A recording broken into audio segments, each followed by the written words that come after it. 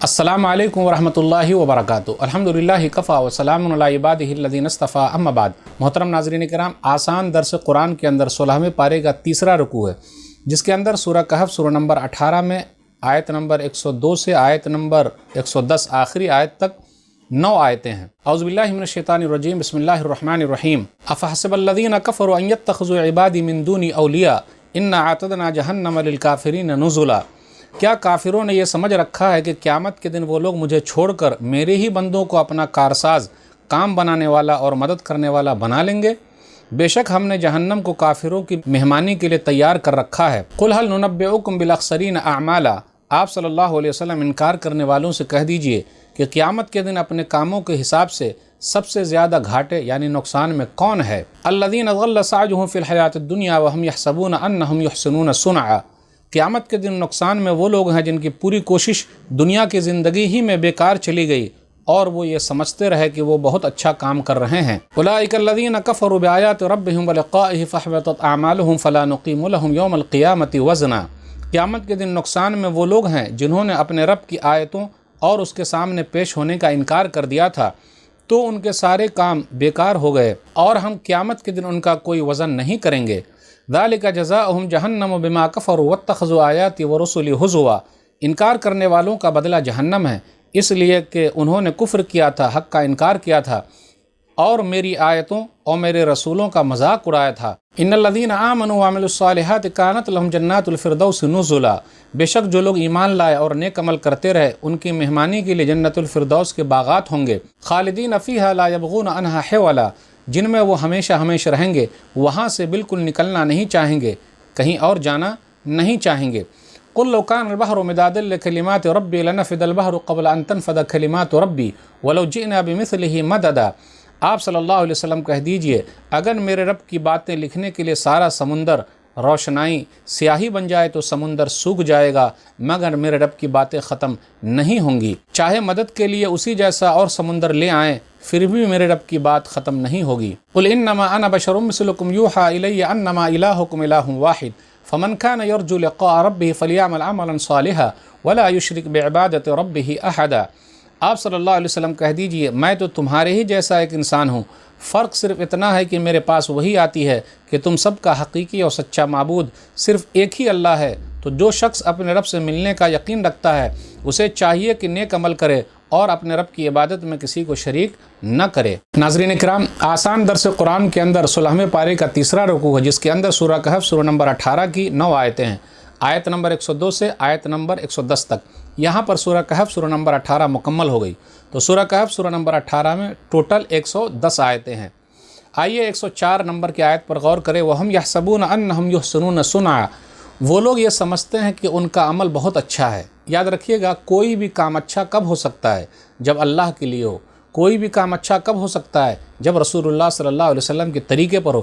جب تک رسول اللہ صلی اللہ علیہ وسلم کے طریقے پر نہیں ہوگا، اللہ کے لیے نہیں ہوگا، لاکھ اچھا رہے وہ اچھا نہیں ہے۔ اس لیے مدینہ والے کی مہر لگنا بہت ضروری ہے۔ اس کے بعد جو لوگ اللہ کی آیتوں کا انکار کرتے ہیں، ایمان والے نہیں ہیں، تو کل قیامت کے دن ان کی کوئی حقیقت نہیں ہوگی۔ فلا نقیم لہم یوم القیامۃ وزنا، آیت نمبر 105 میں ہے کہ ہم قیامت کے دن ان کا کوئی وزن نہیں کریں گے۔ اعمال تو ہے ہی نہیں، نیک عمل تو ہے ہی نہیں، تو وزن کیا ہوگا؟ اس آدمی کا بھی وزن نہیں کیا جائے گا، اس کے نام اعمال کا بھی وزن نہیں کیا جائے گا۔ ایک حدیث کے اندر آیا، صحیح بخاری کتاب التفسیر حدیث نمبر 4729، ابو ہریرہ رضی اللہ تعالیٰ عنہ بیان فرماتے ہیں، نبی صلی اللہ علیہ وسلم نے فرمایا، وَإِنَّهُ لَيَأْتِي الرَّجُلُ الْعَظِيمُ السَّمِينُ يَوْمَ الْقِيَامَةِ فَلَا يَزِنُ عِنْدَ اللَّهِ جَنَاحَ بَعُوضَةٍ۔ کل قیامت کے دن ہٹے کٹے لمبے تڑگے انسان کو لایا جائے گا اور اللہ کے نزدیک مچھر کے پر کے برابر بھی اس کی کوئی اہمیت نہیں ہوگی، اس کا کوئی مقام نہیں ہوگا، کوئی مرتبہ نہیں ہوگا، کیونکہ وہ ایمان والا نہیں تھا۔ اس کے بعد ایمان والوں کے بارے میں ہے کہ جنت الفردوس اس کے لیے ہے۔ آیت نمبر 107 پر غور کیجئے، کانت لہم جنات الفردوس نزلا۔ جنت الفردوس میں وہ لوگ رہیں گے، ان کی بہترین مہمان نوازی ہے۔ نبی صلی اللہ علیہ وسلم نے فرمایا کہ اللہ سے جب بھی مانگو تو جنت الفردوس مانگو۔ اللہ سے دعا ہے کہ اللہ تعالی ہم لوگ کو جنت الفردوس میں جگہ دے، آمین۔ اس حدیث پر غور کیجئے، صحیح بخاری کتاب الجہاد والسیر حدیث نمبر 2790، فَإِذَا سَأَلْتُمْ فَاسْأَلُوهُ الْفِرْدَوْسَ فَإِنَّهُ أَوْسَطُ الْجَنَّةِ وَأَعْلَى الْجَنَّةِ فَوْقَهُ عَرْشُ الرَّحْمَنِ۔ वमिन्हु तफज्जरु अनहारुल जन्ना, जब भी तुम मांगो अल्लाह से तो जन्नतुल फिरदौस मांगो, क्योंकि वो ऊंची जन्नत है, उसी के ऊपर रहमान का अर्श है और वहीं से जन्नत की नहरें फूटती हैं। आयत नंबर 109 पर गौर कीजिए, कलिमातु रब्बी, मेरे रब की बातें। अब गौर करें, पूरी दुनिया के समुंदर स्याही बन जाएं और पूरी दुनिया के दरख्त कलम बन जाएं, लेकिन रब की बातें कभी ख़त्म नहीं होगी, रब की नेमतें कभी ख़त्म नहीं होगी, रब के सिफ़ात कभी ख़त्म नहीं होंगे। कोई लिखना चाहे थक जाए, कोई लिख ना सके, और रब के बारे में जितनी भी चीज़ें हैं कोई बयान नहीं कर सकता है। फिर आगे आयत नंबर 110 पर गौर कीजिए, जो आखिरी आयत है सूरह कहफ सूरह नंबर 18 की, कुल इन्नमा अना बशरुम मिस्लुकुम, आप कह दीजिए बेशक मैं तुम जैसा इंसान हूँ। इन्नमा यहाँ आया है कि बेशक मैं तुम जैसा इंसान हूँ।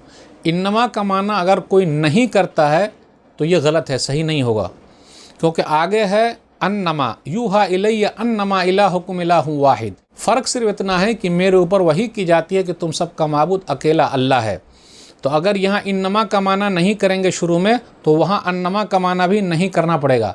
तो अगर कहेंगे कि तुम जैसा इंसान नहीं हो नऊज़ुबिल्लाह, तो फिर आगे कहना पड़ेगा कि तुम लोगों का माबूद अकेला अल्लाह नहीं है नऊज़ुबिल्लाह। तो इसलिए वही तर्जुमा कीजिए जो सहाबे कराम ने समझा है, सल्फ़ सालिहीन ने समझा है, फिर इसी तरह इमामों ने समझा है। मैं तुम जैसा बशर हूँ, इंसान हूँ, लेकिन फ़र्क इतना है कि मेरे ऊपर वही होती है। यानी नबी सल्लल्लाहु अलैहि वसल्लम सरदार हैं, नबियों के सरदार हैं, वलियों के सरदार हैं, सबके सरदार हैं, बनी नौ इंसानियत के सरदार हैं, लेकिन इंसानों में से है। और ये कोई ऐब की बात नहीं है। जिस तरीके से रमज़ान का महीना महीनों का सरदार है, फिर इसी तरीके से शब क़दर रातों के लिए सरदार है, जिब्रील अमीन फ़रिश्तों के सरदार हैं, लेकिन फ़रिश्तों में से हैं। फिर इसी तरीके से और भी चीज़ों पर आप गौर कीजिए, मक्का शहर गाँवों के लिए सरदार है। तो ये सब चीज़ें ऐसी है समझने के लिए। नबी सल्लल्लाहु अलैहि वसल्लम इंसानों में से हैं, जिन्नातों और फ़रिश्तों में से नहीं हैं, लेकिन वो सबके सरदार हैं। उसके बाद आखिर में आया, फ़मन कान यरजू लिक़ा रब्बि फ़लयअमल अमलन सालिहा वला युशरिक बिइबादति रब्बिही अहदा। जो कोई अल्लाह से मिलना चाहता है उसे चाहिए कि वो नेक अमल करे, नंबर 1। नंबर 2, अल्लाह की इबादत में किसी को शरीक ना करे। नेक अमल कब होगा? जब अल्लाह के लिए हो, रसूलुल्लाह सल्लल्लाहु अलैहि वसल्लम के तरीके पर हो। सुन्नत पर अमल करेंगे तो अमल नेक होगा, बिदअत के हिसाब से अमल नेक नहीं हो सकता। फिर आगे कहा, अल्लाह के साथ अल्लाह की इबादत में किसी को शरीक न ठहराए। तो बिदअत और शिरक, इससे बचना ज़रूरी है। अल्लाह को शिरक पसंद नहीं है, अल्लाह को बिदअत पसंद नहीं है। जिस तरीके से अल्लाह ताला अपने साथ शिरक को पसंद नहीं करता, उसी तरह नबी सल्लल्लाहु अलैहि वसल्लम की सुन्नत में बिदअत को भी अल्लाह पसंद नहीं करता। इसलिए हमें और आपको अल्लाह के हिसाब से चलना, कुरान के हिसाब से, और नबी सल्लल्लाहु अलैहि वसल्लम के तरीके पर चलना है। सुन्नत को पकड़ना है, बिदअत से दूर रहना है, तौहीद को अपनाना है, शिरक से दूर रहना है। तो नाज़रीन कराम, आज के दर्स में बस इतना ही। अल्लाह से दुआ है कि अल्लाह ताला हम लोगों को कुरान करीम को पढ़ने, समझने, अमल करने और लोगों तक पहुँचाने की तौफीक दे। आमीन। वस्सलामु अलैकुम वरहमतुल्लाहि वबरकातुहू।